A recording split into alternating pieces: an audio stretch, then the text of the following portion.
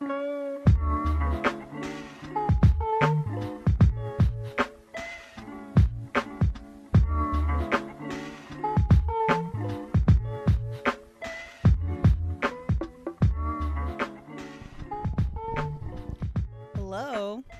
welcome to the second episode of No Eye Contact. Yes.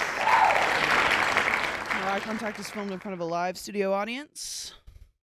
I forgot to mention in the first one, this podcast is available wherever podcasts are available, but also there's a video version on my YouTube.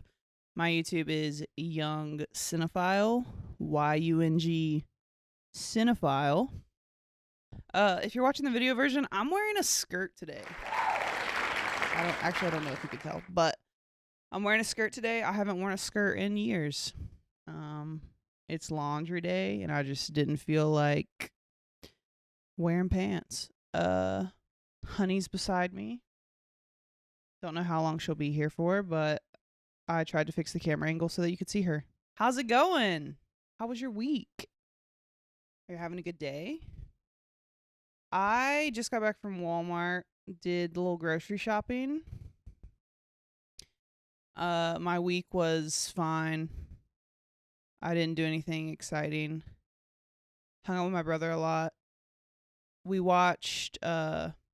tried to watch Michael Bay's new movie on Hulu, Songbird, which is basically him profiting off of like COVID-19, like fear-mongering type shit. It's KJ Apa from Riverdale. And basically there is a virus called COVID-23. It's been affecting them for like 4 years, and if the sanitation department, the bad guys, find out that you're sick, then they come to your house, they break down your door, and they drag you to like this sick zone where you can die. Because apparently COVID-23, if you get COVID-23, then you die within like 48 hours or something like that. But then there's people who are immune who are allowed to just like, they don't have to fucking stay locked in their house. They are like a delivery service, which is what KJ Apa does. He just like is a little bike delivery boy. My brother and I, we were like, let's make it to 15, 20 minutes. And then, because I knew I wasn't going to like it, as soon as I saw the trailer, I was pissed off. My brother and I were like, let's make it to 15, 20 minutes. And then we'll just kind of like, skip ahead multiple times. I got to about 8 minutes and I was like, all right, are you ready to fucking skip around? Because it's so dumb. It's so dumb. And also, I never figured out why it was called Songbird. I didn't watch enough to figure out why the fuck it was named Songbird. Fuck Michael Bay. Also, Craig Robinson was in that movie from The Office, and I'm not mad at him because, like, get your money, It's not good. Like, people are going to watch it no matter what. I wonder if the response is going to be that people like it. I don't know. I should actually look that up, probably. Book club alert. Book club alert. I finished reading The Ritual. It was so good. It was so good. And it was nothing like the movie at all. But I understand why the movie like made the changes it made, because it would have been a really long, complicated movie if it had followed the book. But the book was so good, and I really, really would love to just like in depth tell you the whole thing, but I'm not going to do that. You should read the book if you like horror stuff. You should also watch the movie on Netflix if you like horror stuff. I think it's really good.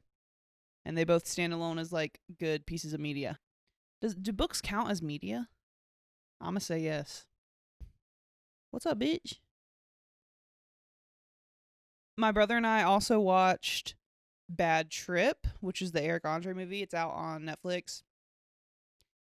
And it was pretty funny. It's like Borat style, where it's like a prank movie. It's set up to tell you a story, but but all the reactions are like hidden camera reactions from like actual people. What's up? It was funny. Like the first like 15-20 minutes are a little bit awkward as you get into it, but overall I enjoyed it, but I also am biased cuz I like Eric Andre. Eric Andre is wild, and I know that's not an original thought about him. I actually, my friends and I went and saw him live in 2019, and I think he had just finished Bad Trip, and I think because of COVID, all their release type stuff got pushed back because it was probably supposed to be in theaters. I don't know, but he had just finished Bad Trip, and so he like told us about it, and he showed us the trailer. That was the first time I'd heard about it, and then he was like just telling us stories from it. The Eric Andre the Eric Andre comedy show that I went to was so funny. So funny. He's wild and he doesn't give a fuck, and I love it. Literally ended the show by like airplane. He got an audience member's phone and like airplayed it to the screen. Was texting their mom. Ended up FaceTiming both of their parents. And then he pulled two random dudes from the crowd, and made them do a ranch chugging competition. And then the winner of the ranch chugging competition, he was like, "All right, now you have to freestyle about ranch." And then while he was trying to be like, "Yo, check it," Eric Andre pulled down his pants and tucked his dick between his legs and just like danced behind him, and then ended the show by like running off stage with his pants around his ankles, just like ass out. It was amazing. It was life changing. My only complaint about Bad Trip, like, oh, what is that guy's name? Lil Rel Howery is like the other main character with Eric Andre, and he's from Get Out. He's very funny, but I just really wanted it to be Hannibal Buress because from watching the Eric Andre show, like fucking love Hannibal Buress, and so I, for some reason, just assumed that the sidekick partner would be Hannibal Buress, and was a little bit disappointed when it wasn't. But Lil Rel Howery, I hope I'm saying his name right, Howery, was very funny. He did great. He's hilarious. But so yeah, today it's just gonna be me. I'm not gonna have a quiet time with my brother. I actually want to tell kind of a long-winded story of this really fucking annoying neighbor I had, who made my life hell for about 8 months probably. Now, let me set this up, okay? So, here's where I was mentally. This happened about 1.5 to 2 years ago. Leading up to this, my mental health is steadily declining. It's at an all-time low. I've dropped out of college. I am a manager at this fast food restaurant in this college town, and it's so stressful. It's so stressful. About a month earlier, had sprained my ankle really bad at work. That was like a hit to my mental health also. About a month later, literally on the day that I met the neighbor, I totaled my car. I rear-ended someone. I just like did not see. It's like I saw brake lights, but I didn't like register brake lights, and I thought that we were just slowing down, but it turns out they were at a full stop. Noticed way too late, rear-ended this car, and I was probably going like 35-ish miles an hour. There was a dog in the back of the car. The dog jumped out of the car and took off running. So then the person, like the driver who just got rear-ended, had to get out of their vehicle and chase their dog down.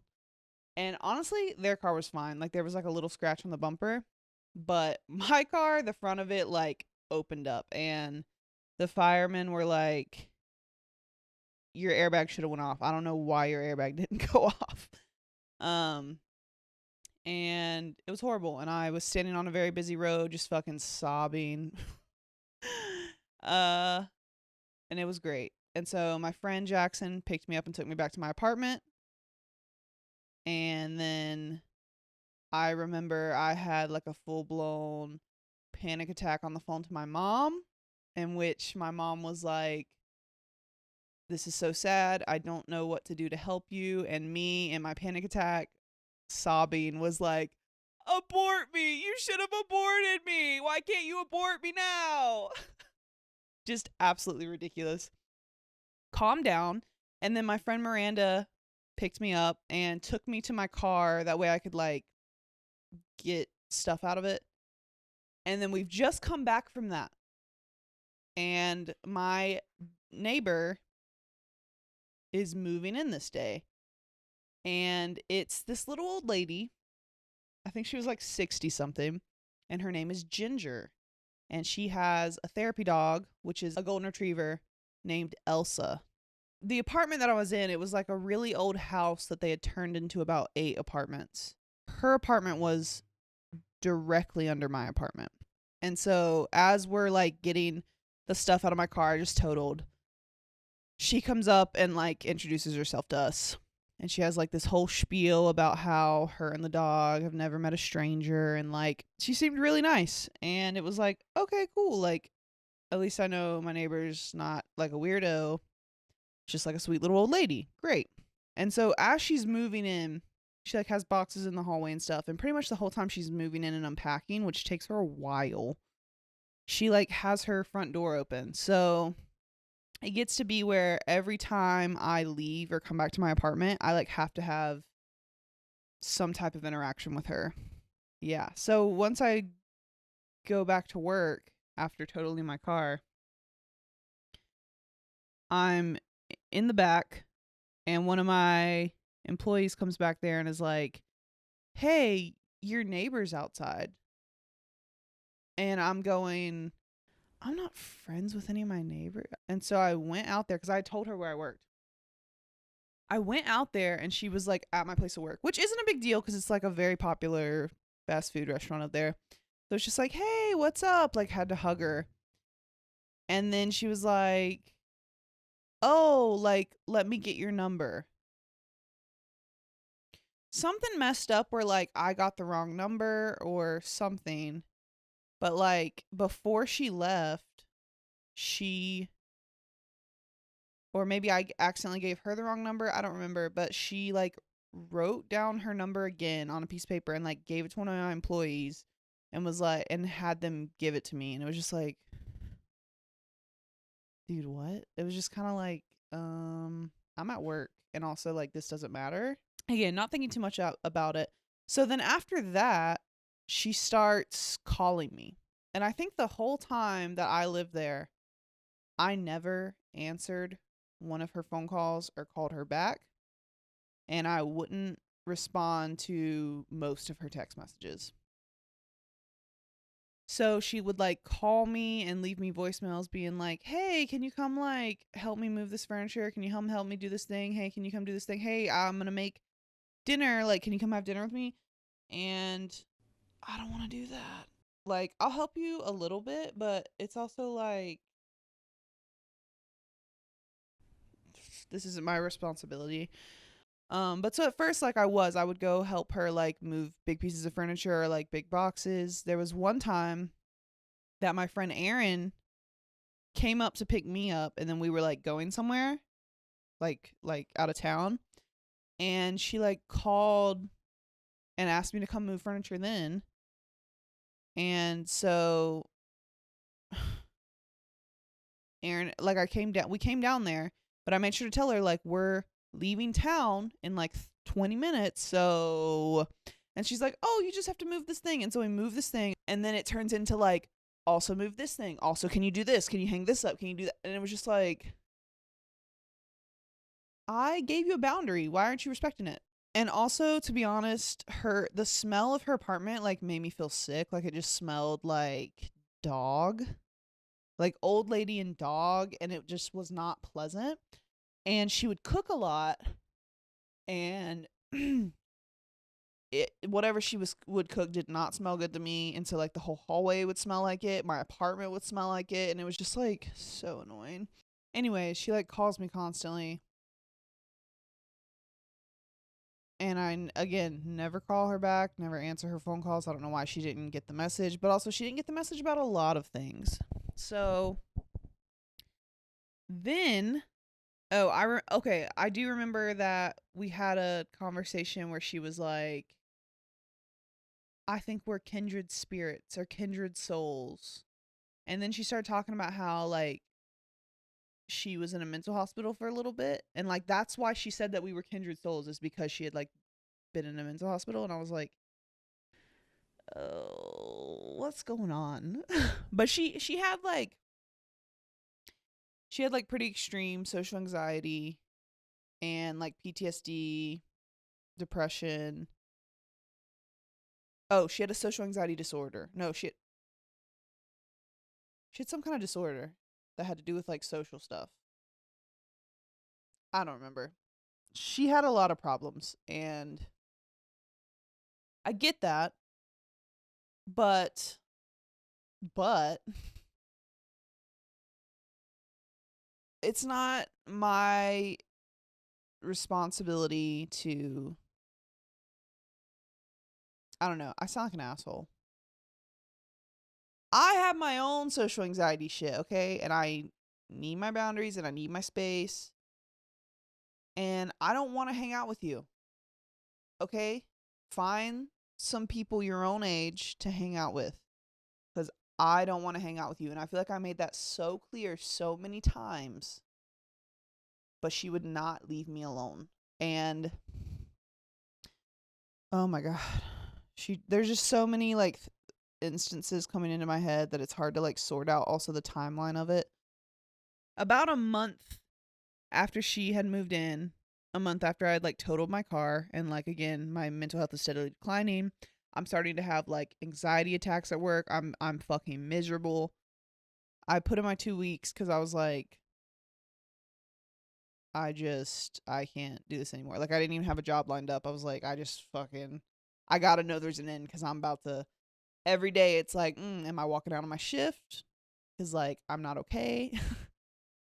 It's like a weird, like I kind of got fired, but I already was like on my 2 weeks. So but so yeah, so that day I just like felt like shit. I hadn't told my parents I put in my 2 weeks, so like I didn't have to, but I did tell my mom that I got fired. So she, did the whole like I'm really disappointed in you spiel, which made me feel better. And so yeah, I was just being, fucking sad because yeah. Um and so this day Ginger came and knocked on my door, and I actually was going to ignore it. I was going to pretend like I was like maybe napping. But like the TV was playing, you could definitely hear the TV was playing, like she knows my car's in the parking lot. And so I was just like whatever. So I answer. I don't even remember what she was trying to tell me or invite me to do. But, she caught me at a very vulnerable time, and I told her that I got fired, and I started crying, and she hugged me, and I cried on her, and she immediately prayed over me, which I'm already, as soon as she started praying, I was like, oh, yuck. I feel like you should ask people. I don't know. I don't know. I think she tried to invite me to like hang out with her, eat with her, and I was like, I just kind of want to be by myself.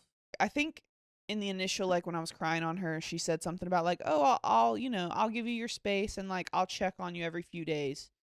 But literally that evening, she was knocking on my door trying to give me shit. The next day, she's like checking on me, and I'm like, dude, what happened to I'm gonna give you space? I think I also have a thing where I get uncomfortable when I'm like vulnerable in front of people like that, especially if I don't really know them or have a connection with them. So it probably left a bad taste in my mouth of being like, oh, fuck, I wish she didn't see me like at literally my lowest. So, anyways, she won't leave me alone. Every time I am leaving for work, I'm coming home from work, her door's open, she's in her kitchen. I have to have a conversation with her. I have to touch the dog.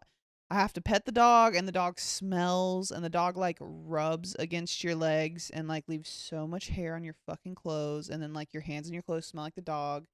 And then I have to interact with her, and then but here's the other thing is like it would be fine if it was just, a little bit of small talk. How's your day going? Okay, see you around. But every single time I ran into her, she would try to invite me to do something. And I didn't want to do anything with her. I didn't want to come down and eat dinner with her. I didn't want to come have a cup of tea with her. I didn't want to invite her up to my house, my place. I don't want to hang out with you. It's not my responsibility to entertain you. So anyways, I had to start either actually being on a phone call with people, and then sometimes I even pretended to be on a phone call with people. That way when I would walk by, I could just be like, hey, and then like keep going and not have to have a full-blown conversation where once again I tell her no. And like it just sucked because there was no hiding. She knew when I was home. She knew when I was up. She could hear me walking around. It was like a really old place, fucking Creek City.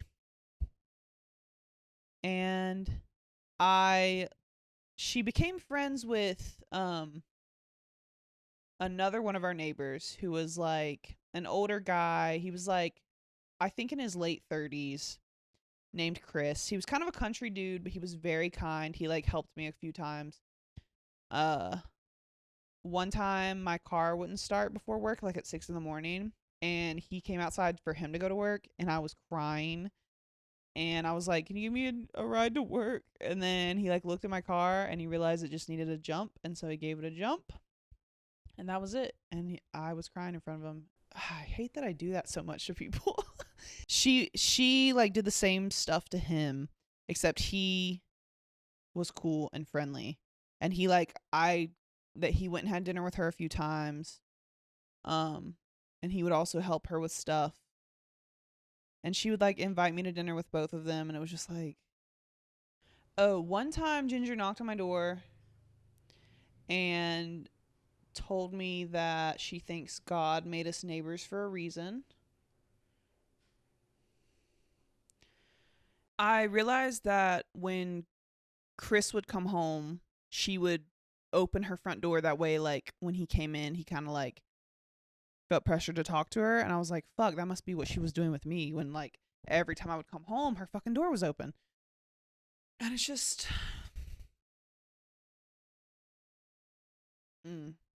One time I closed at work. Oh, after I got like fired / quit, I ended up getting a job at a different restaurant. Shout out to my friend Jill for getting me that job. And I like closed one day at my new job, and I got home after midnight, and she was up for some reason and her door was open. And so when I came in, which I'm tired, like I just worked like an 8-hour shift. I just like scrubbed like kitchen floor, and like I'm sweaty. I smell like food. I want to take a shower and go to bed, right?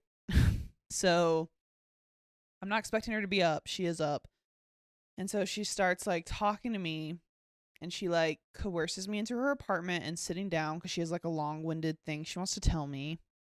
And okay, this is the tea. Okay. So she's like 60 something, right? And she was so excited, and she was like, I met a tall drink of water. And so basically she would shop at Lowe's Foods, and the like produce manager who the whole time I was there, she never learned his age, but she was hoping that he was at the youngest 40, but like hopefully he would be older than that. And she had a daughter who was 40. Anyways, so she goes to Lowe's Foods so much that she became buddy with this produce manager. I think his name was Scott. And probably did the same thing she did to me, but got his number. got the produce manager at her grocery store's number, and then like would try texting him and stuff. And she felt like they would flirt, and like I guess when she would dress up like from church or whatever, he would compliment her, and she was just reading heavily into it, right? And she also, this is all her telling me when it's like after midnight and I'm in my like nasty work clothes. And she also did this thing where she like wrote this like kiss ass letter to Lowe's Foods, and she had an extra copy printed and she let me read it, and it was like 2 pages, and it started with a story being like, there once was a girl who needed a blood transfusion, and she didn't know if something something something, and then I don't even remember what the purpose of the story was, and at the end it was like, and that little girl was me. I was just like, what is going on? You're writing to a grocery store chain? And she was being like, Lowe's Foods is so great, like I love it so much, and I especially want to shout out the produce manager. I think he's absolutely amazing. And yeah, basically just like sucking Lowe's Foods dick, sucking Scott's dick in a letter. And I think it ended with her like giving them a soup recipe. Being like, this is a soup I've made with like ingredients from your store. And it was so funny when I read it. It took everything in me not to laugh. I was like, oh, this is so kind. But so apparently she went in and she gave it to, like, she went into the back offices and gave it to like the manager of the Lowe's Foods. And I have no idea how, if they would like love that shit, because I feel like corporations probably low-key love that shit, or if they were like, dude, what? But they were all like, thank you so much. And so he texted her and he was like, I want to say an extra thank you to you. And she had to go home for something for like a few days, and then he was like, okay, when you come back into town on, she was like, come back into town on Thursday, and he was like, when you come back into town, can you come in on Friday? And Friday was Valentine's Day. So she was like reading heavily into that also, of like, he knew I was coming home on Thursday and he told me to come on Friday. Whoa. It's hard because like she was keeping me updated with all of this. It's just, this was so long ago and there were so many things, so I'm getting it all mixed up. So I'm specifically talking about the night where it's like after midnight. And she, oh yeah, so she talks to me about this guy for like 45 minutes, right? And then as I'm trying to like head for the door politely, because now it's like 1:00 in the morning, she asked me like, what's up with me? So I just gave her like a generic, like, oh, you know, just like working. And then I guess because she has social anxiety, she just didn't know what to say. But what she chose to say was like, so she just talked to me for about her shit for 45 minutes when I didn't even want to come into her apartment. And then she asked me something about myself after 45 minutes. I give her a generic answer, and then she goes, well, it's getting late, so, as if I was holding her up. And when that happened, it pissed me off. I was literally like, dude, fuck you. I was being nice to you. What the fuck? God, I'm getting all like mixed up. Oh, I remember on Christmas, like, I hate Thanksgiving and Christmas because I'm not like crazy about my family. I like, on Christmas Day, had my Christmas with my family and then immediately left. And I remember on the way back, because CVS is open on Christmas, by the way, I bought some wine from CVS because I was just like so fucking drained, and I, you know, my family just. And I came home, and so I come home, and I've just walked in my door, and I hear her come up the stairs, and she knocks on my door, and it's like, dude, you can't even give me like 10 minutes to put my shit down? Like, you're already banging on my door? And so I opened the door and she's like, oh my God, did you not go home for Christmas? And I was like, yeah, I did. I just got back. And she was like, she like grabbed my hand And she was like, oh my God, will you please? I'm having like a Christmas dinner tonight. Will you please come down? Blah, blah, blah, blah, blah, blah. And then you come down and we'll do this and this and this. And I was like, I'm pretty drained from being with my family, so no. And she was like, well, you rest and then you'll come down. And I was like, I'm good. And I like shut the door. And that was like the first time that I like kind of put my foot down with her instead of just flaking out and around it. She would go through phases of understanding that I didn't want to be bothered and that I like need my space. But then as soon as we would have like a chill interaction, it would make her think like I should try to get her to hang out with me again. She just never got it. It made me feel weird that she could like hear my every move upstairs. It made me kind of uncomfortable.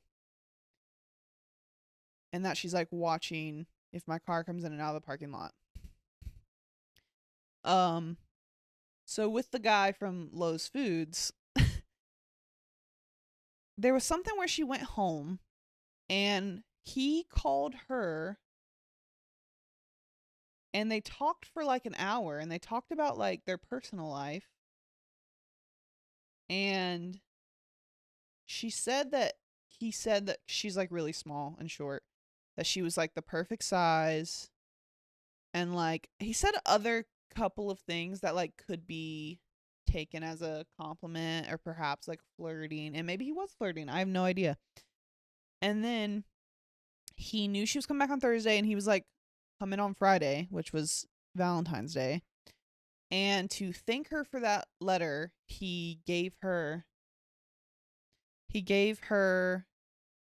flowers, which gave her flowers on Valentine's Day, so she was like cha-ching.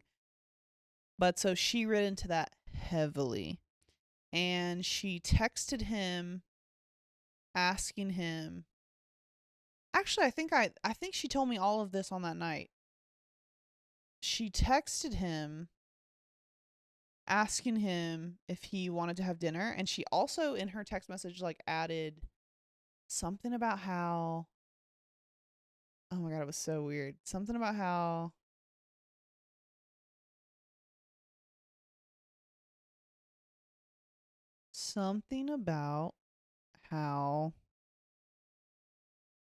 she hasn't been to the rodeo in a long time. It was like this weird metaphor for dating.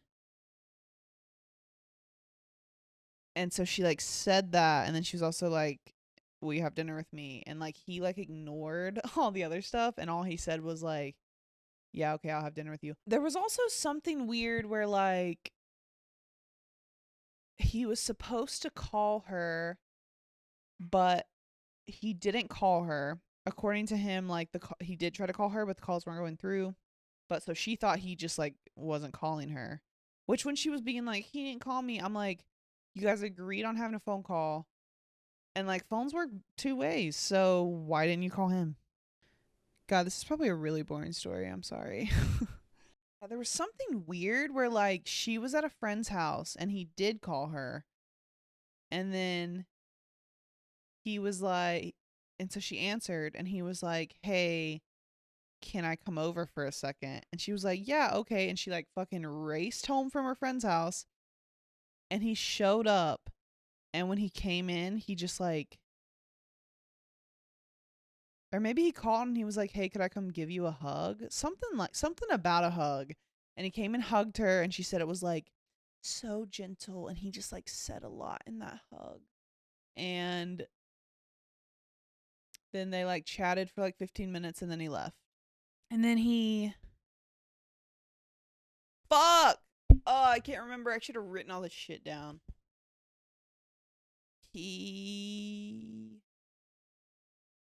Oh yeah, so she invited him to dinner and he was like, yes, I will have dinner. But then there was no like, when's the dinner? What time?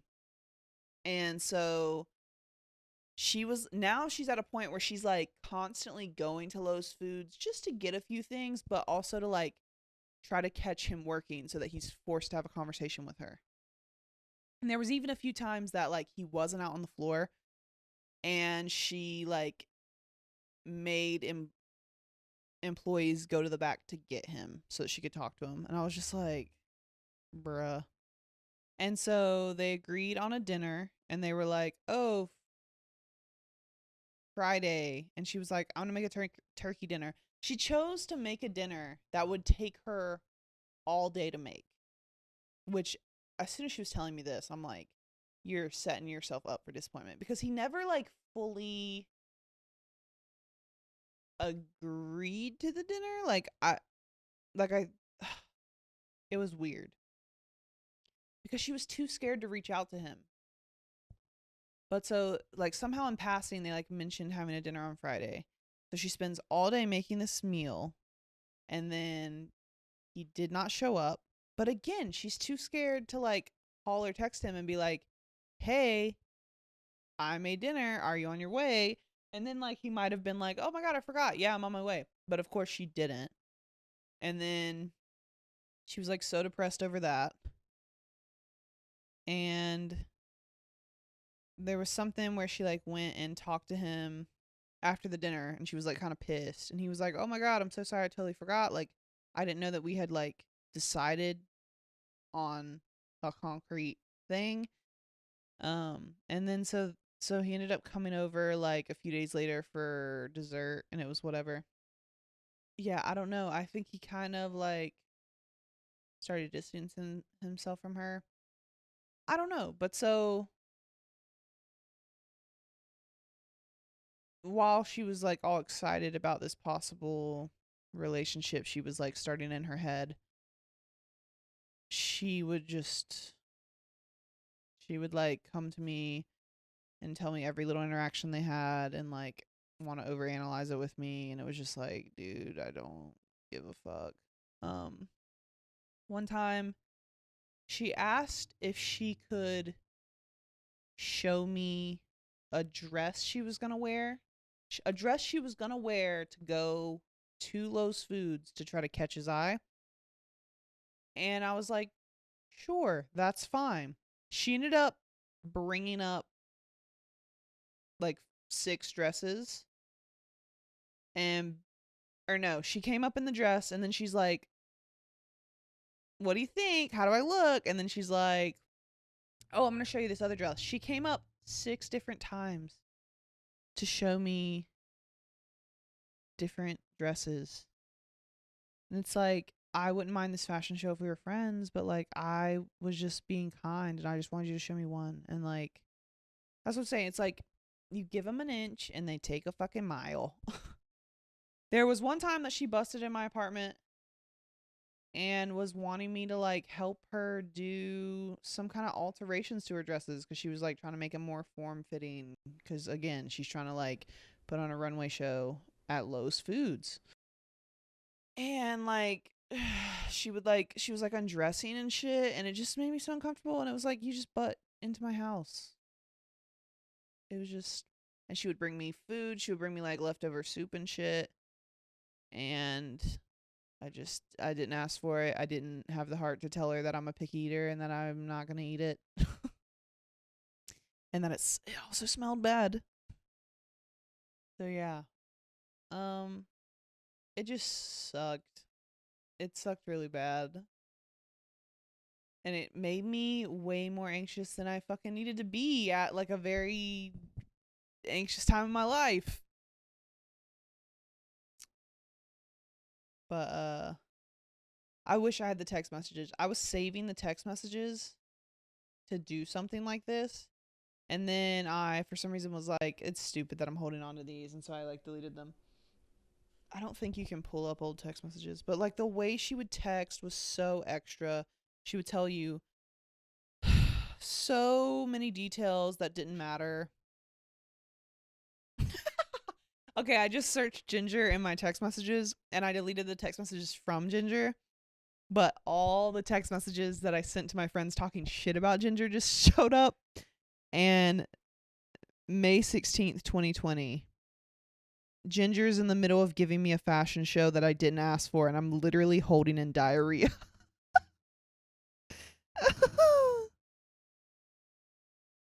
A screenshot of her calling me.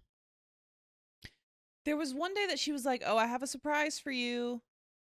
And she like, there was one day she put so much emphasis on the fact that she was like, I got you something. I like got you something. And I was like, I'm going to come give you a present. And so which I'm already like, dude, don't. But so she made it seem like she had like put effort into something, right? She came up and gave me like a bag, probably from the back of her fridge, of like apple slices, as if like that was the thing. And then it was just so that she had an excuse, because I think she did another fucking fashion show. But so this, I said, dude, I told you when I thought she baked me something, but she actually just wanted to show me 10 random items from her closet. Oh yeah, she would text and be like, can I come up just for a minute? Can I come up just for 5 minutes? But I knew it wasn't going to be that. It was going to be like a 20-minute thing. But so I said, the crazy part to me is that when she texted asking if I had 5 minutes, I told her that I was very busy that day, but if it was only 5 minutes, then sure. If I was Ginger, I would think, my neighbor's busy. My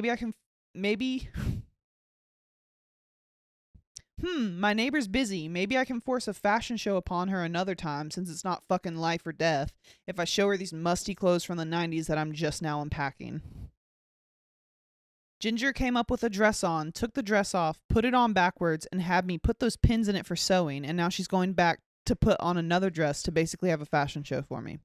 She said she's going to make the dude she has a crush on trip over her, like, think she looks so good or something. I don't know, man. I really don't care. And then I said, here comes dress number 4.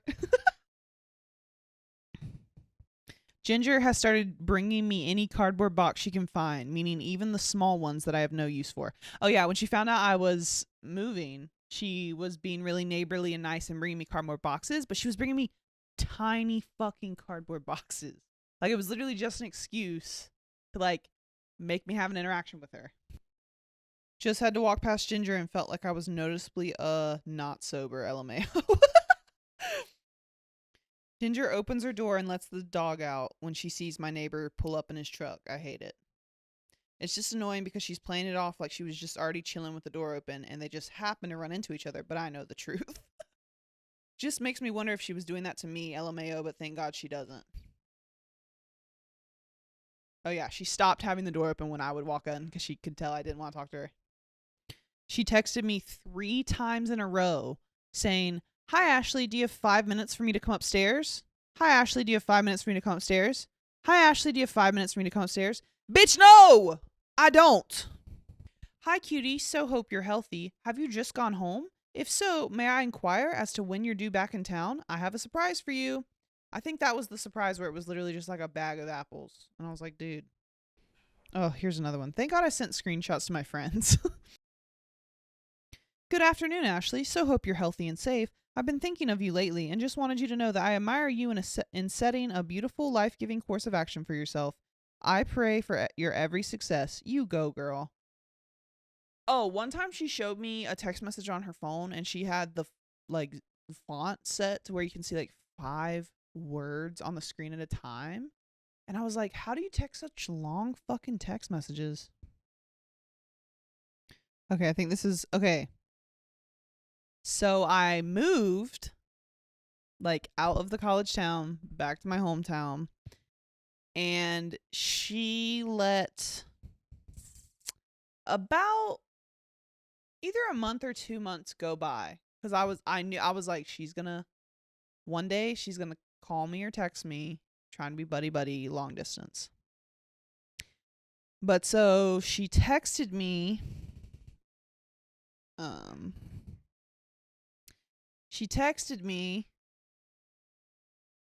like 2 months after, and I didn't answer.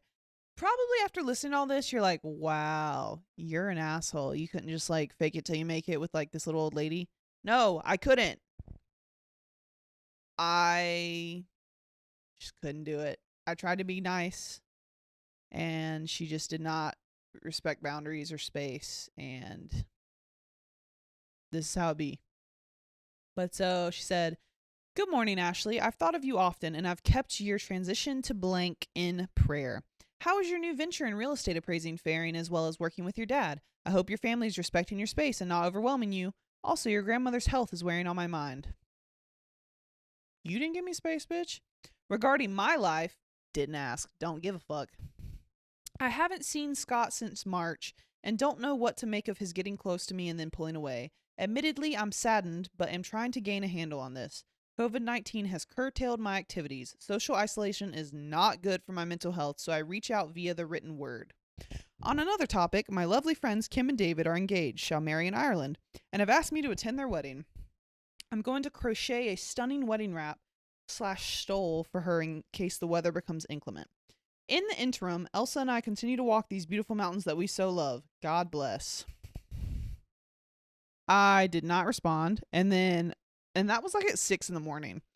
And then I didn't respond, and about like at 2 p.m. she sent another message. She was like, "P.S. Give honey hugs and kisses for me. Thanks." And maybe I am an asshole. No, I know I'm an asshole, but I just don't care. Like, I was kind to her so many times, and she just did not get it. She just didn't get it. It just was not a good time. She just didn't get it. It made me uncomfortable. I literally, I felt uncomfortable to walk around in my apartment because I didn't know if she was gonna, be like, Ashley's up there, Ashley's awake, and then, blow up my phone or come knock on my door. It made me not want to have to walk down the stairs to do laundry. I didn't want to have to walk down the stairs or up the stairs to go to or come from work. And because I was just forced into these uncomfortable social situations, and it fucking sucked. And maybe that does make me an asshole. Whatever. But so yeah, I wish that I didn't delete the messages because there was a lot, dude. There was so much. But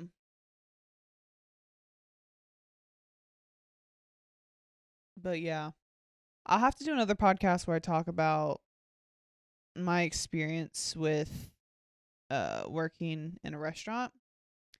Also, my experience with working with a cult. A cult ran the restaurant. But yeah, that'll have to be stories for another time. But anyways, I guess that's all I have. Yeah. This one might have been kind of boring. I don't know. It doesn't matter. It's my podcast. I'm not going to apologize. Does that make me an asshole? Maybe. But so yeah, my name is Ash. This is No Eye Contact. It's the second episode. And thanks for joining. Thanks for watching if you did. And I'll catch you on the flip, dude. I hope you have a great rest of your week. See ya.